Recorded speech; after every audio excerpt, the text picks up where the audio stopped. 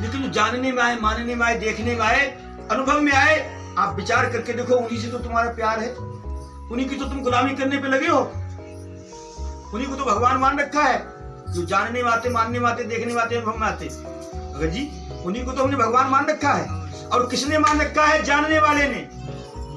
तो असली भगवान कौन है? जानने वाला, ये जो जानने वाला है वो जानने वाला असली भगवान है। तो असली भगवान तो बन गया है गुलाम, असली भगवान बन गया है पुजारी, और नकली भगवान बन गए हैं भगवान। कल्याण हो सकता है। इसीलिए हमें सतगुरु चाहिए, इसीलिए हमें तत्ववेता गुरु चाहिए। गुरु की पहचान हो जाए, गुरु हमें सच्चा मिल जाए, फिर किसी प्रकार की चिंता नहीं है। चाहे विरंच शंकर सम होई, और बिन गुरु भव निधि तरे न कोई। ऐसे गुरु को क्या बताया? गुरु ब्रह्मा गुरु विष्णु गुरु देवम महेश्वरा, गुरु साक्षात परम ब्रह्म तस्मै श्री गुरुवे नमः। ऐसे गुरु मिल जाए तो बस। अब बीमारी हमें है अब, और लुकमान हकीम को याद कर रहे हैं, तो लुकमान हकीम आकर के दवा दे देंगे क्यों भाई? अब कोई संत महापुरुष हमारे पास आ जाए, तब तो ज्ञानी महापुरुष हो, अब हम पहचान करें कि ये महावीर तो ऐसे थे, महावीर जो संत हुए थे वो तो ऐसे थे, कबीर साहब तो ऐसे थे, ये तो वैसे है नहीं, जो तो अलग प्रकार के। अब महावीर या कृष्ण कबीर या ईसा मसीह, उनको याद कर रहे हैं, उनको याद कर करके हम उनसे लक्षण ला रहे हैं, तो वो अलग थे, वो अलग थे। बोले तुम संत नहीं, तुम गुरु हो ही नहीं सकते थे। तो कबीर साहब की कोई बात नहीं मानता। बहुत बिरले लोग, कम लोग थे, एक दो जो कबीर साहब के सानिध्य में थे, वो उनको मानते थे कि कबीर साहब साक्षात परमात्मा है। लेकिन और लोग उनके लिए क्या क्या कहते थे? बेकार, बहुत बेकार मानते थे। अंगूठा टेक, मूर्ख, कबीर से ज्यादा मूर्ख कोई नहीं है, कोई नहीं मानता था। लेकिन कबीर जब नहीं रहे, उनका घट नहीं रहा, तो आज कबीर साहब की वाणियों को ले रहे। मीराबाई जब थी तो उनके लिए व्यभिचारिणी बताया जा रहा था, उनके ऊपर तमाम आरोप दिए जा रहे थे, संतों की बिगड़ गई। बताओ, राणा जी के घर में राणा जी की आन बान को इसने सब मिट्टी मिला दिया, संतों के पास जाते सबने तिरस्कार किया। आज मीराबाई की वाणियों को गाया जा रहा है। राम जब थे, राम को कुछ लोग मानने वाले थे और सब तिरस्कार करने वाले थे। कृष्ण जब थे, कृष्ण कुछ लोग मानने वाले थे, और जब चले गए, अब उनके सामने कोई दूसरा आया तो प्रमाण उनका ले रहे हैं, वैसे तो होना चाहिए। तब तक व्यू चले जा, तब तक व्यू चले जाते। जैसे बाबा जय गुरुदेव थे जब, तब तक जाने कितने लोगों की बुराई करने वाले थे, कुछ ही लोग थे उनके साथ, कुछ लोग थे उनके साथ में बाबा तमाम। अब बाबा जय गुरुदेव का घट नहीं रहा था। अरे बाबा जय गुरुदेव थे। अब जो उनके मिसल में उमाकांत वगैरह और जो लोग वगैरह, वो चीज कहाँ हो सकता है? तब तक व्यू चले जाते, तब तक वो भी चले जाएंगे ना।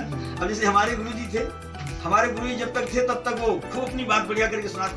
वो बात सही, लेकिन चिलम पिए थे भाई, चिलम पीने वाले को संत हो सका तो चिलम पिए थे। अब जब वे नहाए रहे तो कहा, रे बड़ी पहुंची मूर्ति थे भाई।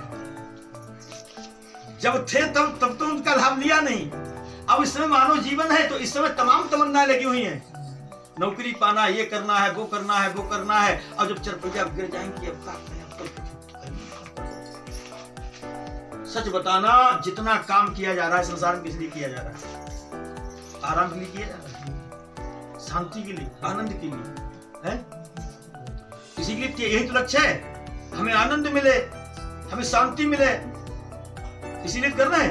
लेकिन करते चले जा रहे हैं, करते चले जा रहे हैं, करते चले जा रहे हैं। किस लिए करते चले जा रहे हैं? आराम और शांति के लिए, आनंद के लिए। वो कब करेंगे?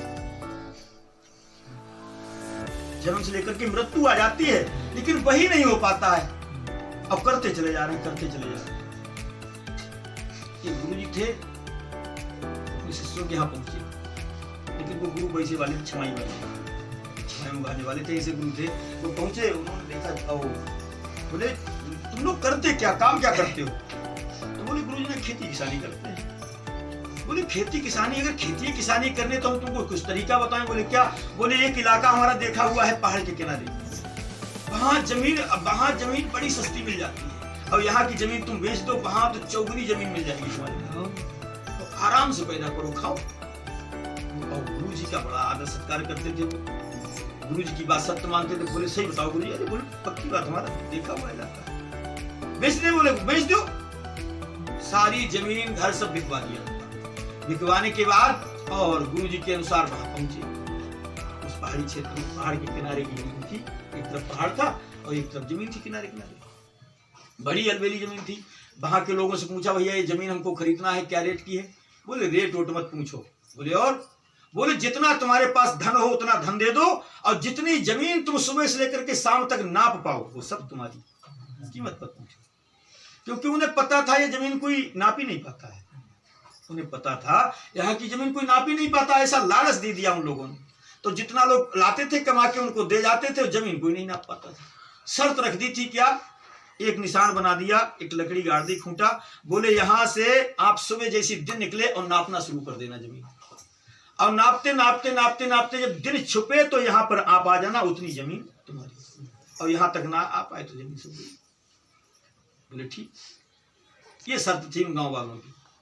उन्होंने कहा अब वो व्यक्ति जो अपनी सारी जमीन जायदाद बेच करके आया, तो उसने सोचा ये तो बहुत मेरे सुनहरा मौका मिला हुआ है मेरे लिए, अब ये काम तो मैं पूरा कर ही डालूंगा।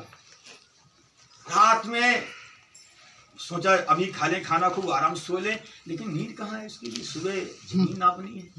रात में लेटे इधर उधर कोई बात विचार में आई ही ना। सुबह उठेंगे इतनी तेज दौड़ेंगे, इतनी तेज दौड़ेंगे, बहुत ज्यादा